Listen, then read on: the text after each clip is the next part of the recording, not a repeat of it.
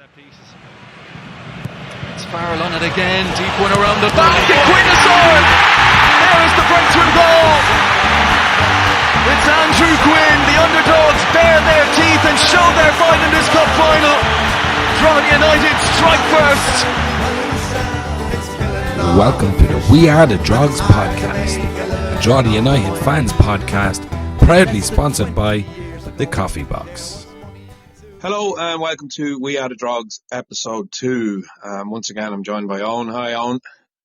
Hi, Greg. How are you? I'm fine. No Niall this week. No, maybe next week. Third time lucky. So how are you feeling after the other night?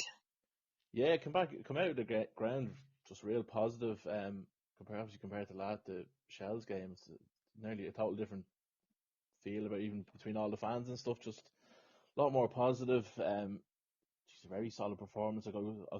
Last week I said I thought we'd lose 2-0, so I wasn't going in with much hope, but she's definitely left really encouraged by the performance. Yeah, definitely. I would agree with that. It was a definite real sort of air of positivity a half time in the ground, kind of talking to people. And then as we sort of left, you could feel that there was a real sort of a buzz. I mean, nobody was getting too carried away. It was obviously a really defensive sort of performance. There wasn't probably a massive amount to speak about sort of offensively, like going forward, and we didn't create a million chances. But let's face it, I don't think a lot of teams will, especially a lot of teams that are going to be in and around the bottom half of this league. I don't think there's a lot of teams that are going to go there and create a lot of chances. It's a tough place to go. Yeah, definitely. Look, we kind of started off as expected, us just trying to keep it tight, and Pats had a lot of the ball, but no, they had some good chances, and Dennis made some saves in the first half. But then the second half, Dennis had feck all to do. Like, Pats was they were crossing balls into the box. It was just suited our lads at the back. Like, Keely was just nodding everything away. Like, it was brilliant. It was good to see. Putting a good performance. He hadn't been great against Shells now, but yeah, it was just they were playing into our hands, really, just whipping the balls across. It just didn't make much sense to me and then our two fullbacks, they were probably up against the two best wingers in the league, and Mulroney and Albazetti, and I thought they played very well. Yeah, no, I agree. I think, yeah, there's no way we could kind of go into that game after what we had seen for the previous two. And again, look, we keep saying it, but they were friendly games.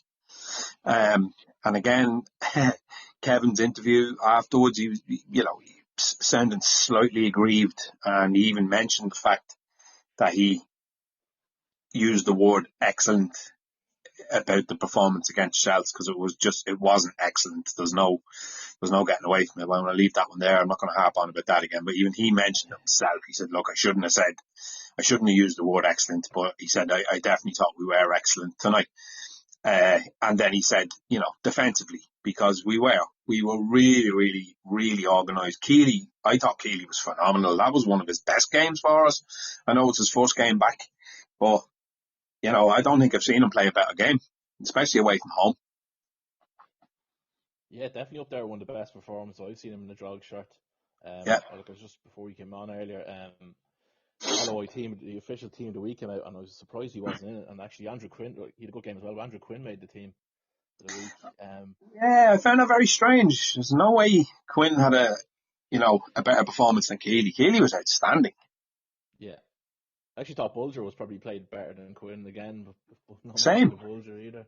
Yeah, I thought Bulger had a really, really good game. I mean, Quinn had a decent game, but yeah, no way was he sort of up to the levels of the other two. Really.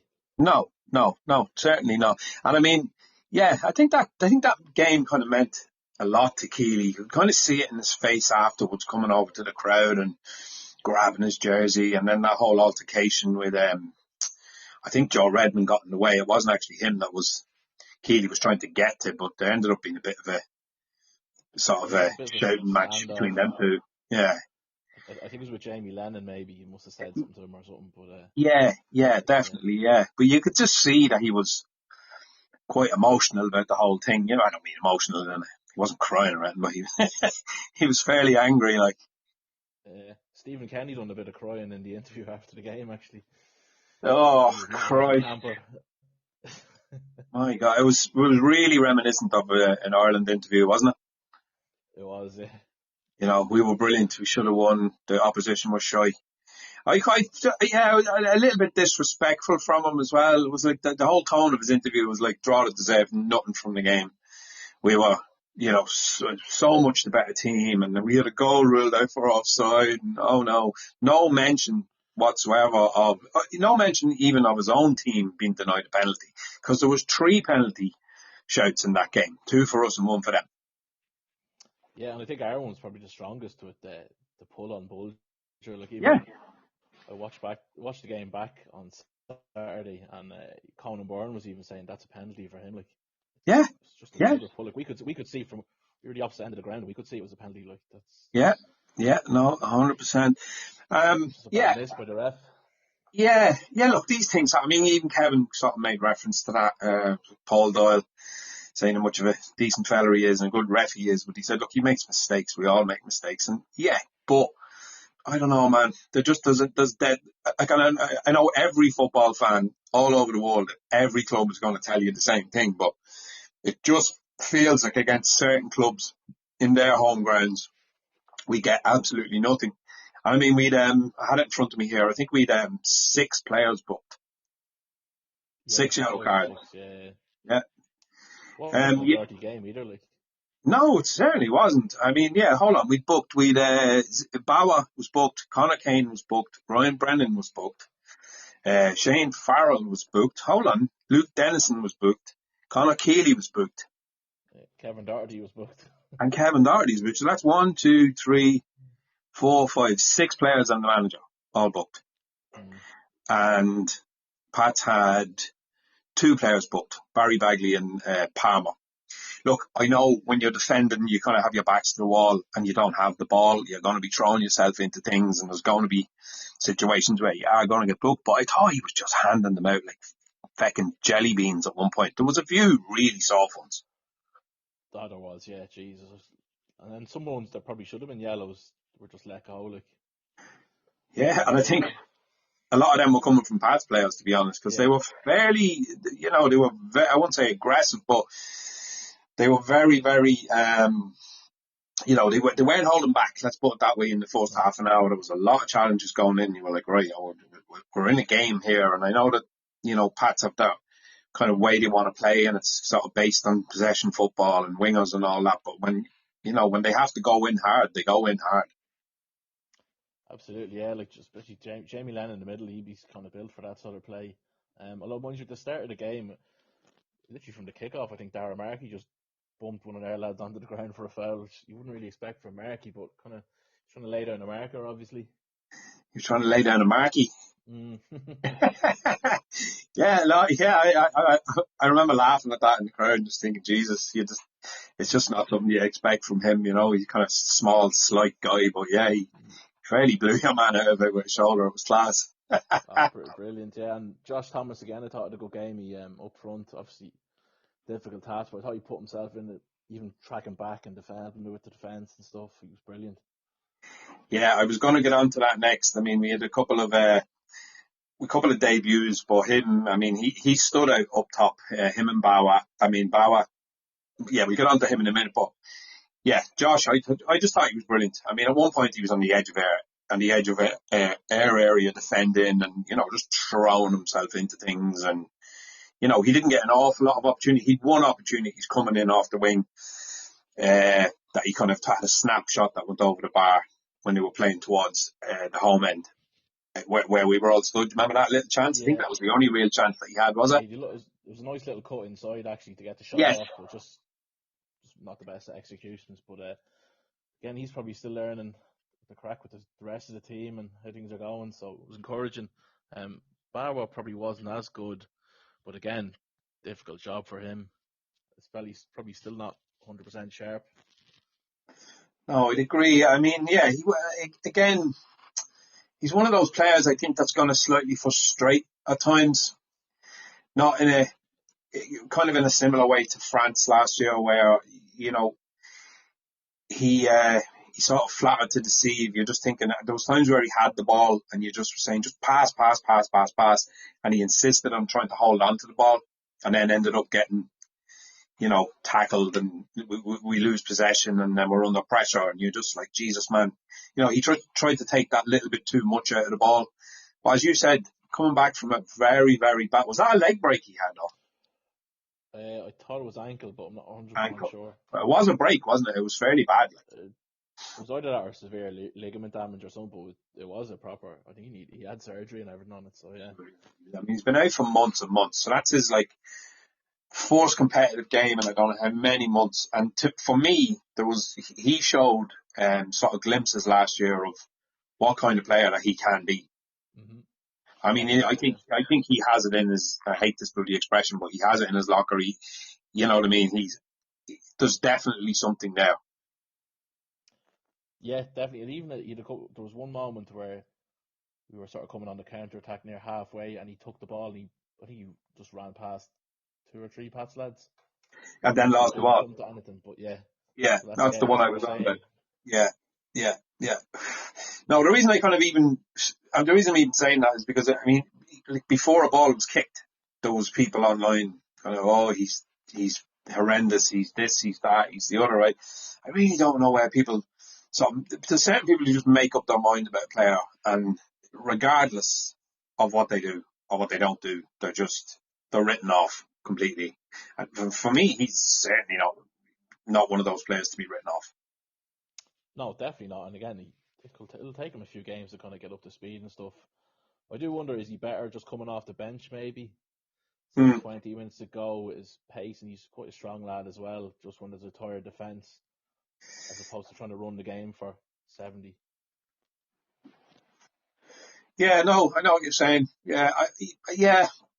Look, again, I think it's going to take the whole team, 6 or 7 games for them to really sort of get into their stride. It's going to take all teams that in the league just to try and get that match fitness and, start kind of sussing out the style of play. Because, I mean, how many players, new players have we in that starting lineup the other day? We had Conor Keeley, if you want to call him a new player, Owen Lamb, Bawa was back. I mean, he hasn't played in months. Josh Thomas. Yeah. And then some of the subs coming on as well have never played. So that was literally their first competitive game for us. Yeah, exactly. Yeah, it is just going to take time. Yeah, the subs that come on, Alua and Cooper, completely new players. So I actually thought Alua done quite well when he came on. Yeah, I did. Start next week or this Friday. So Yeah, no, I did. I thought, again, you're kind of talking about a player that played against us for Wexford in that game, and I thought he was absolutely brilliant that night. Now, obviously, everyone can have an outstanding game, but Kevin and Dara know what they're doing. They're not going to sign a player off the back of, one brilliant performance against us in a cup game. They obviously looked at a lot of his games, and they know what he's capable of. And I think again, I used the term a lot last week, but there's a lot of energy about the lad. He's a ball of energy, and he's a lot of running in him. And, we need that. Our style of play, we really need that. absolutely, yeah. We need kind of an out, if you want to say, if we're under the cosh, whatever. Exactly. We do have to go long. You want a big, strong lad who's quick, and he just kind of suits that perfectly. I do think, just when you were saying that we didn't sign him after one game, I'm nearly sure we tried to sign him the summer before. Really? Hearing that. I remember hearing that we did try and sign him before. So the lads have been looking on for a while. Also tried to sign George Cooper, I think, in the summer. The deal just couldn't be done. Okay. Yeah, he came on I mean, he only got 2-3 minutes at the end. Did he come on in the 90th minute, I think? Alua? Cooper. Cooper, yeah, he came on with the 90th, yeah. Yeah, so very, very, very hard to sort of judge him on anything. I mean, he had to probably defend a couple of set pieces when he did come on. Yeah, that's probably all he had to do, and yeah. The back three. Back three. Who was in it defended him really well, so. Yeah. So, I mean, look, all in all, a really positive night. It was great to be back. And we had the boogie bus back. So I think you wanted to say, if anyone else was looking to come on buses, we're looking to increase the size of the bus for the next few away games. Yeah, so I run a bus, usually based out of Mother Hughes's. most of the games in Dublin, basically, and we're just looking to increase the numbers and stuff, try to get bigger bus. It's good old crack. It's good old crew that go on the buses regularly. So if anyone's interested, just drop us a message on Facebook or Instagram. We are the Drogs, and I'll get back to you. Okay, cool, man. Yeah, so look, I mean, there's probably not an awful lot to be said more against the Pats. Sorry, about the Pats' performance. I mean, we're both pretty happy with it, and the general consensus was everyone was quite happy. Again, I'll say from a defensive point of view, it was a very defensive performance. This Friday we face Sligo in Sullivan and Lamb Park. I'm never going to get used to saying that. I'm just going to say I'm just going to say United Park from now on. But so our first home game of the season, sold out. Again, really good sort of vibe and energy around the town about the club at the moment. It's going to be really difficult to get a ticket for any game this year if you don't have a season ticket, I would imagine, because even last year when things weren't looking great, we were still selling out games. So I don't think that's going to matter. I can't see a drop off in numbers coming to games, which seems to be sort of reflected all around the league at the moment, especially with yesterday's game in the Aviva. Did you watch that? I did, yeah. It was a good old game. Just seemed to be a great buzz around the place and stuff. Across the whole league, yeah, crowds are on the up. Like, obviously, our crowds won't go up much because they just actually can't, because we've been at full capacity. So, but yeah, it's just good to see it consistently. Said the game's sold out. I'd say we're selling well for Galway as well. Galway home the following week.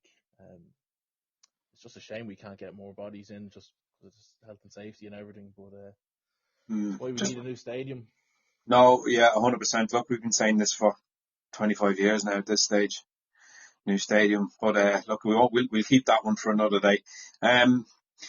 Did you hear that we might have extended sort of seats on the cross lane side of the ground? So maybe we are trying to increase capacity in some way. Yeah, I've heard there's new seats gone in at the back of the cross lane side, but so compared to how much is increased capacity, or I'm not sure. Yeah, you'd wonder why you'd put more seats in if you can't increase capacity. So nobody really stands up there anyway. Nobody really sits up there anyway. Yeah, it wouldn't be a great spot to sit at the back, like, but Oh, you won't get much of a view. No. Anyway, hopefully look. It did increase the capacity a bit, though. We just haven't heard anything about it. Yeah, there's every chance that we could have a new stadium and the club would probably forget to tell us.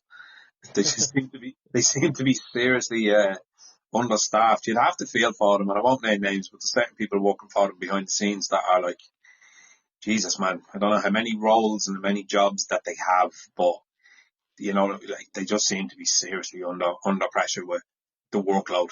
The more people we get to games, winning a cup and record numbers of season tickets, and again, all that positivity that's there, just increases these people's workload. And there was an instant during the week I was totally confused. I got an email regarding the season ticket, but I didn't get a second email telling me where my ticket was, or I wasn't aware that I had to download it onto an app, and I think it was you that ended up telling me about the app. But look, I'm not having to go. I think it's a tough station. A lot of them are working jobs and just trying to work part time to do all the admin, and it's really, really tough.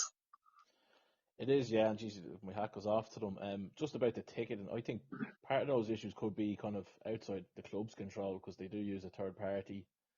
Future ticketing, isn't it? Yeah, and they have a new sort of system in place for buying, and like you're subscription based, so you pay over 3 months for your season ticket. So hopefully that won't be a problem next year. They've kind of obviously a lot of teething problems this year, but hopefully next year it should be just a bit smoother for everyone. They'll have learned from the issues that came up this year. Yeah, there was a few people online saying that they had ordered like 3 season tickets. One has arrived and it was the wrong name on it, and they ordered you can order a digital one, or you can have a physical card, and some people didn't receive the digital one, they received the physical card, and then vice versa. it just seems like a bit of a shit show. I'm sure it'll be sorted before Friday. I hope for all those people, because there was a few people really stressed out over it. There was one of their kids' tickets didn't arrive, and you Yeah, wouldn't want to be. I'm sure it I will be was going to say, sorted you out. I wouldn't want think, to be. Sorry, I was going to say you wouldn't want to be bringing two kids to the game and only one of their tickets arrived, because that oh, would cause mayhem. yeah, I think they have started. They've all been working in the background trying to get this all sorted for Friday, and I think they're doing collections for physical tickets throughout the week up in the car park, trying to I get that seen all that. Yeah, sorted. So right. hopefully there should be no issues on Friday getting in for people. No, yeah, definitely, definitely. And the other thing, just before we got to about talking about the game, was the actual clubhouse itself was in a bit of a state of disrepair. There was a lot of sort of upgrade works going on, apparently, with the dressing rooms and the bar. We were going to have a new sort of hospitality bar upstairs. I actually thought it was going to be open to the public, but apparently it's not. Yeah, no, I'd heard the upstairs, which the first team were using for as change rooms for the last year or so. That's been converted back into like a hospitality kind of suite, and the bar up there will be for hospitality guests only. But there may be something behind the goal for just regular fans at the game to have a beer and stuff. But nothing For the confirmed. We plebeian, haven't for the plebs, yeah. Jesus Christ, that's not going to be great in the winter. I mean, who's going to want to stand there drinking, freezing your proverbials off? Like, no one's going to want that. Some are, yeah, grand, go up to the ground early and get a pint in. Or can you get one at half time even? Again, don't know. We don't know any details on it yet, so we'll have to see. Are you allowed to drink at League of Ireland grounds? Well, last year I went to Galway, Dundalk, and they have like a big steel shed behind the goal, which is a bar, and they have a little area that's fenced off at the side of it, and you can watch the game from there. So you can watch the game and have a pint? Yep. Oh, okay. That might be Like interesting. the regulation thing is like you can't bring it to your seat, but if you have a specific area fenced off and stuff, Right. obviously must be a way of getting around those sort of rules. Right, okay. Yeah, it'll be nice to see that now on if it's all. Will it be done for this weekend? I wonder. I can't imagine it will. I'm not sure. I haven't heard. I've heard they're against the clock to get the dressing rooms all right for Friday, but Yeah, I'm yeah, sure that's the main priority. yeah. No, absolutely. Yeah, I mean, having a pint is a kind of a minor issue, isn't it? We can always have a few pints in the pub before and afterwards. It would be nice though, especially during the summer, and good atmosphere at the match, and get a pint in at half time and stuff. That'd be lovely. But yeah, look on the game itself. So Sligo, what was the score? What was the score against Sligo last time we played them in United Park? Was it 7-0? Was it 7-0? I think it was. Yeah, it was. 7-up, baby. Yeah, that was a weird game. It just came out of nowhere, that one. It really did. It was one of them that everything we touched just ended up in the back of the net. But I'm not expecting that again on Friday, are you? No, I'm surprised. Oh God. Yeah, so I watched some of the Sligo and Waterford game. I think Sligo scored 2 goals in the second half. Yeah, they did. They were 2-0 down, and they got it back to 2-1, and then it went Waterford 3-1, and then Sligo.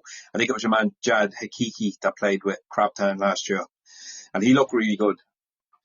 He did. Yeah, I was impressed by him. Actually, anytime I've seen him, I've been impressed by him. Yeah. I think we did try and sign him at one stage last year, but he chose them lot up the road. Okay. But Strange decision. he's going to want. We'll have to watch him on Friday. He'll have Certainly. to marshal the midfield. I also thought Owen Elding up front was Yes. he was impressive as well. Of course, his father Scored. Anthony's the 2013 Cup final. Yeah, so hopefully he doesn't come back to haunt us now on Friday. Yeah, Christ, if the young lad is anything like his dad, he's going to be a real handful. And he does look like he's a real handful already. And he's only is he 17, 18? He's only young. Yeah, he's only a kid, but he seemed fairly lively and not afraid to take a shot. So yeah, Did I don't think he's he got, big as his he got, little lad, but yeah, taking yeah. out, it was a beast. Yeah, not yet. I mean, give him time. He's only a young boy. he got a goal as well, didn't he? So it was Elding and Hakiki that scored for them. Yeah. Yeah, right. And that was Elding's first goal in sort of senior football as well, as far as I know. He didn't get any last year. Yeah, But that's right. Yeah. yeah. What about as far as ourselves lining up? You reckon it'll be pretty much the same 11 as last year, or can you see Thomas Alua getting a start maybe in front of Bauer? I'd say that could be the only change, if any, unless some of the lads have knocks around. Like, I haven't heard anything. But I'd imagine it will be pretty much the same. But personally, I would have Alua ahead of Bauer, but that would be the only change I'd make. But I'd say we could see the same team again. It wouldn't surprise me. Yeah, and I mean, and just as far as, we kind of more or less know exactly what way we're going to set up the five at the back and, two up top and all that. Like, we're going to have to take the game to Sligo. I mean, Sligo are being sort of pitched as being right down there with us. No great shakes type of thing. I mean, I think under John Russell, they always try and play football. Even when they were up against it last year, at times you could see them getting the ball on the ground in places like Dala and Richmond and all. I just think it's in his DNA. I don't think he knows how to play any other way. So there's no way Sligo are going to be coming to United Park on Friday with 10 men behind the ball. We can't lose this game type of thing. Although, as Richie said, it is a 6-pointer. But we have to get that in every week, I think, now for the next while. It's going to be stuck with him now for the rest of the season. To get him a t-shirt made. It's a 6-pointer, lad. But no, I mean, I think he has a point. Sligo are going to come and they're going to try and play ball and they're going to try and dominate the ball, because I just don't think they've any other way, and we're just going to have to impose our game on them and really go for it from the off. Yeah, no, absolutely. Look, I know, as you were saying, they were being tipped to be down there at the bottom along with us. That's based off they lost Ed McGinty, they lost Noel Moran, midfielder. He was great yesterday. Yeah, he was very good. Yeah. The kind of disappointing team was gone, but I'm just looking at their squad here. They still have some really good players. Connor Malley, a midfielder. He's very good. Very good. Signed, I don't know whether he'll play or not. He came off the bench. Jake Doyle Hayes. He used to play with Hibs. Okay. Had a bit of bad luck with injury the last year or so, but what position is he playing? He's a centre mid. Okay. So he could be one to keep if he gets fit and he's as good as he was. He could be one of the better lads in the league. Is he like a ready-made replacement for Moorhan, do you reckon? I'd say that's probably what they were aiming for, yeah. Similar kind of player. Yeah, look, he's played a lot in the Scottish Premier League, so he's a fair bit of ability. Yeah. They have Wawaru up front, who he scored that back heel goal against us last year in Sligo. Wilson Wawaru, he's a handful. Yeah. Reece Hutchinson, left back, he was probably one of the better left backs in the league last year. So yeah, 100%. Still have a decent squad. John Right. Ryan, captain centre back, he's very solid as well. So look, there are going to be no pushovers. I don't think any team's going to be a pushover in the league this year. So obviously, Richie said it was a 6-pointer. I wouldn't say it's a 6-pointer yet, but these are the games you kind of look playing at home against teams like Sligo. They're the ones you're aiming for a win. So. Yeah, look, I mean, to be honest, I think a lot of this comes from, the bookies. I mean, they have us, massively nailed to 10th place. That's it as far as all the bookies are basically concerned. And every other podcast that I've listened to, and I've listened to probably most of them because, commuting up and down the road, it's a good time to be listening to stuff. And sort of every single one of them they definitely had us and Sligo down there. Kevin got really animated about that in his interviews, post-match interview the other night as well, saying like no one's giving us a prayer. So, bring it on. We're used to that. Like, it kind of every year. I think the only way that the bookies and lots of the pundits around the country wouldn't have us sort of nailed on to be last is a massive increase in the budget, because that's the only thing that they go off to come up with these odds. Because when you bring in players that they don't know who they are. How Yeah, can they? that's How it. can you make these predictions? It's just only as you say, purely based off budgets. And Budgets. we the lowest budget probably the last few years in the league. Still have, I'd imagine, just the gap is shortened. Um, but again, yeah, it's just that's all you base it off. There's nothing else to go off really. So No, well, I mean, and I've heard reference to that to budgets as well. And I mean, like obviously, Rovers, Derry, Pats. Well, Pats have a massive budget. They probably got one of the top budget in the league, you'd imagine. either themselves or Rovers, yeah, can Yeah, like signing Stephen Kenny on a fucking 5.5 year contract, and that's unheard of in this league. yeah, And yeah, so all the usual suspects up the top, but then you have the likes of Drogheda, Sligo, and then you've Waterford, Galway, Cork. You know what? I really don't care about budgets. It's something that kind of winds me up. It's just like you have what you have, and I think your manager and your setup and your support, and there's loads of other things that are going to play sort of a massive part in where you're going to finish. Like, I mean, Dundalk had a bigger budget than us last year, and look what happened to them. yeah. Like attitude comes into it as well. Like if you have a better attitude, or you work harder, you're gonna get better results than the ones that don't. Yeah, We've no, seen last year. yeah, no, 100%. And I mean, when it comes to Sligo, you have to kind of hand it to them. They're a fan-owned club, which is something I would love to be. I'm not a massive fan of this sort of multi-club model. The fan-owned thing is something that really appeals to me. I don't like this modern football. One person or one group owns 3 to 4 different football clubs, and it's just not something that sits easy with me. It's like American, Canadian millionaires and all that. It's just like, ugh. It'd be amazing to be able to have a fan-owned football club, like Sligo and like Bows, but we don't. And there's not much I can do about that. I mean, I think we had our backs to the wall just before Travella came in and wanted to buy the football club, and if they hadn't have came in, we probably might not be sitting here having this conversation.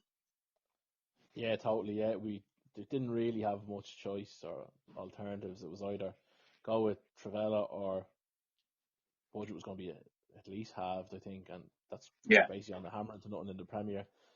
You'll be back down in the first, and then who knows what happens then? Like, Yeah, and I mean, even when you look down at the sort of budgets that are in the first division this year, I mean, there's a lot of money being spent down there. Cove, Athlone, Dundalk. No one knows where they're getting that money, but again, that's for another night. But Athlone seem to have serious money behind them, and Cove have just basically signed half of Cork City's team from last year. I'm not sure Cove aren't full time, are they? I'm not sure on that. Someone told me Kerry might be going or are in the process of going full time, but Yeah, apparently an Irish guy living in, is it America or somewhere else? living in the States, yeah, he's pumped in 1.5 million into. He's originally from Tralee, Wow. and he's pumped in 1.5 million. Yeah, Which, I mean, isn't an awful lot of money when you're talking about modern football, £1.5 million you'll spend in jig time, but still and all. And I have to say, shout out to them with the whole paying for away buses to try and get away people to go to away games. I think that's fantastic. yeah, fair play to them. I think I just seen earlier on Twitter they're saying that bus is full. That's brilliant. For their game. I think it might be Cove. Brilliant. Yeah, fair play to them, and that'll just create a bit more buzz and increase their fan base as well. So Yeah. Oh, amazing. I mean, yeah, no, it's class. I mean, we were down there a couple of years ago for the cup game. I don't know whether did you go down to that? no, I wasn't at that one. No. Right. Yeah, we flew down to that, and I mean, it's a really small little ground and all that, but everything about it was really cool. Like, it was just really nice sort of energy and atmosphere, and it was lovely to have a different place to go to. Trelee's a cool town as well. There was some really nice pubs, and we had a great night down there. So yeah, no, I really wish them all the best. I think it's fantastic that somebody has stepped up, and as I said, £1.5 million, it'll probably make a massive amount of difference to them. And they got off to a flyer the other day, beating Finn Harps 2-0, which is absolutely brilliant. What was I going to say to you? So just back to our game again, Waterford.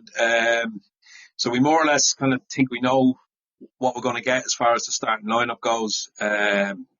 Sligo are a bit of an unknown, obviously, because we haven't played them this year, but they obviously have the backbone of a decent team and seem to have brought in some quality. What are you saying? How are we going to do? I don't like predicting us to win any game. Sometimes I'll just keep my mouth shut, but since you put me on the spot, I'm going to say we'll win 2-1. 2-1. I was going to say 2-1 myself. I'll go with that. Who's on the score sheet? Dara Markey and Josh Thomas. Oh, Josh Thomas for his debut goal in front of the home fans.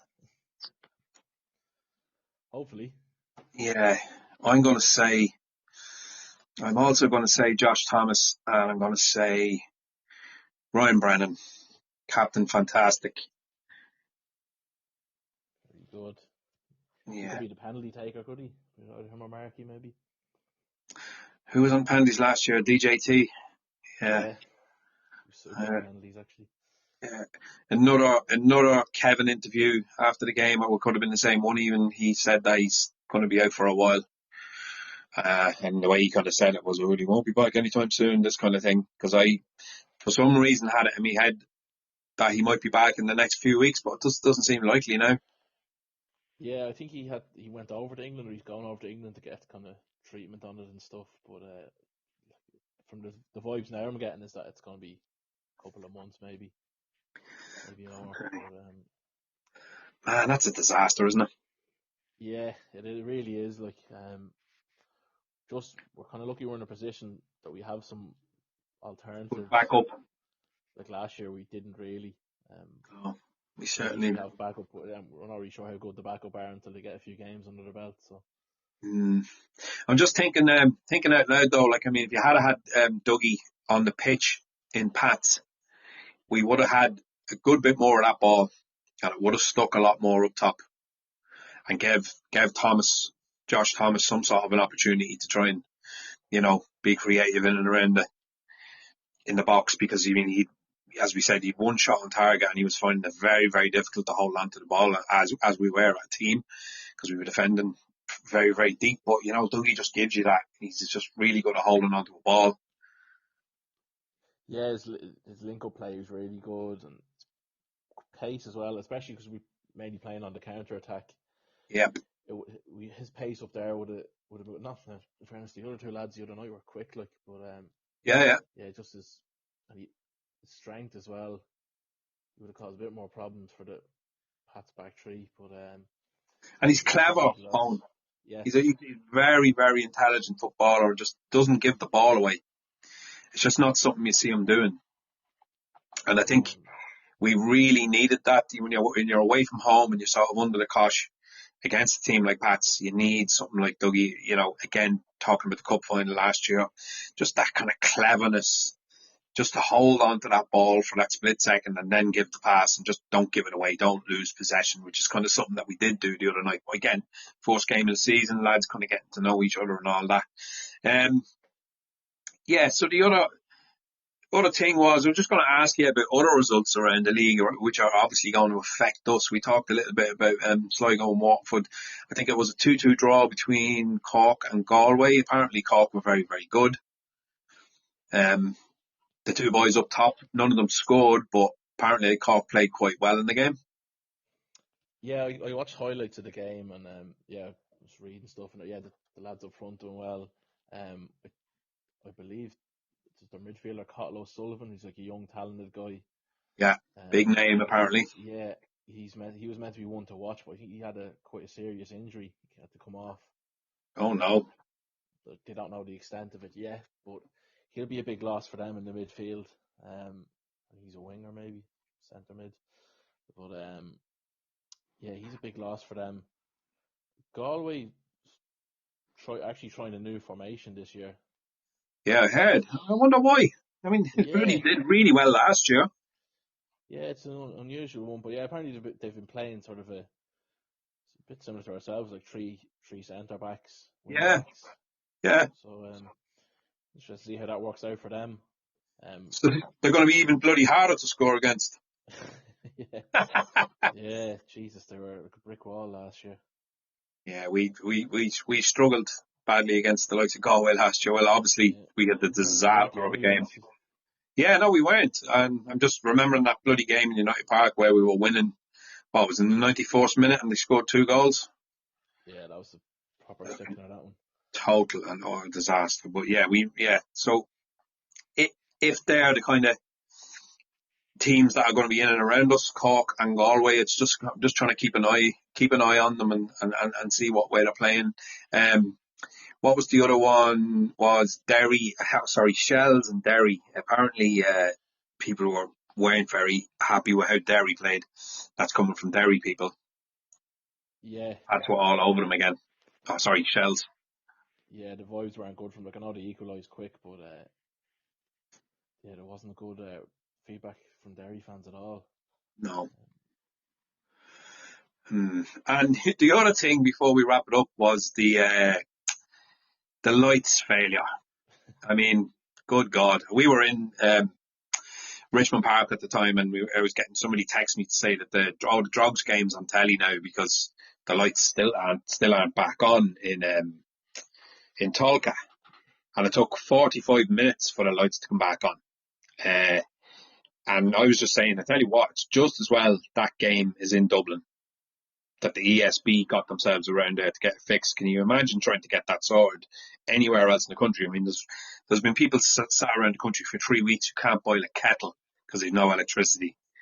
And apparently there was some ESB employee in the crowd, and he went and made a phone call and got a couple of ESB vans down to try and sort the problem out. But I mean, Jesus, we're on the cusp of probably the biggest attendance weekend since 1940 something, with the game in the Aviva and all the media attention that's on the league, and this game live on the TV, and the lights would have to go off.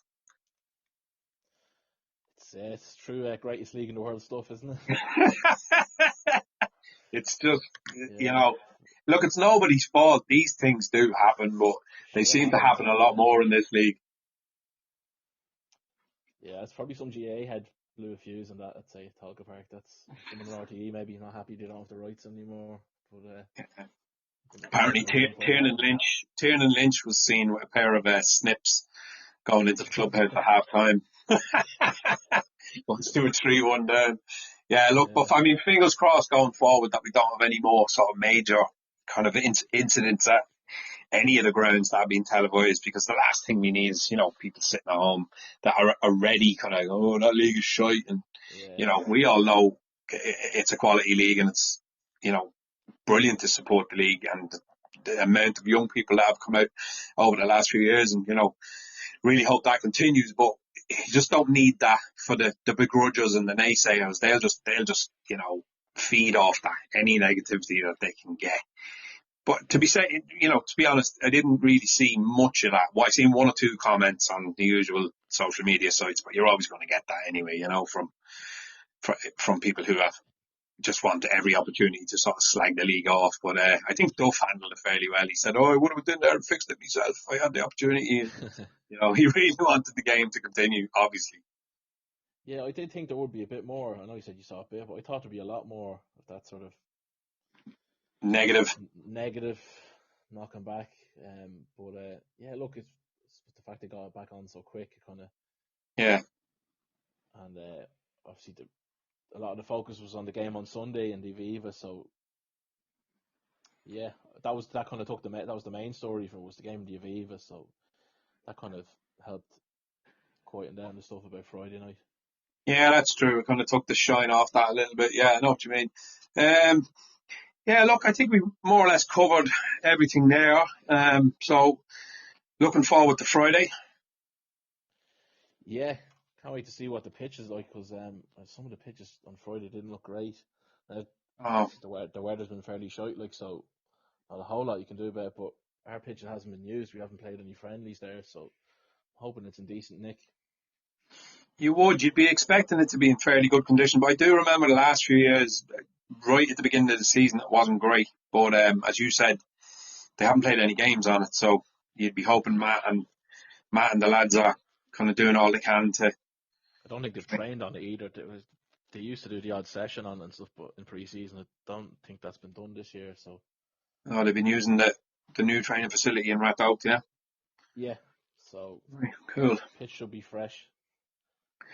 Hopefully, so hopefully we'll have a bar behind the goals and a new, all new dressing rooms and a hospitality lounge and new seats and lick of paint maybe. Jeez, don't get ahead of yourself. A few cobwebs on my seat. Oh, actually, I don't have a seat, so I'll be all right. That'll be grand. Extra paint falling off the roof, maybe. Yeah. Well, look, if the place wasn't falling apart, man, I wouldn't know what to do. I'd feel uncomfortable. Yeah, you wouldn't want to have something too nice. No, I don't know what to do when I go to places like Tala. It's too clean. It's too posh for me. I'm old school. A bit grubby, yeah. Yeah, a bit scummy, like a squat in Berlin or something, that kind of vibe. Anyway, right on. I will see you on Friday night. So we're both saying 2-1 to the Drogs. Yeah, fingers crossed. Happy days. I'll talk to you soon, man. Cheers. And the fishermen come, and the fishermen go, and the water gets dirty all the time. Pollution, it's killing all the fish, and it's hard to make a living on the point. Less than 20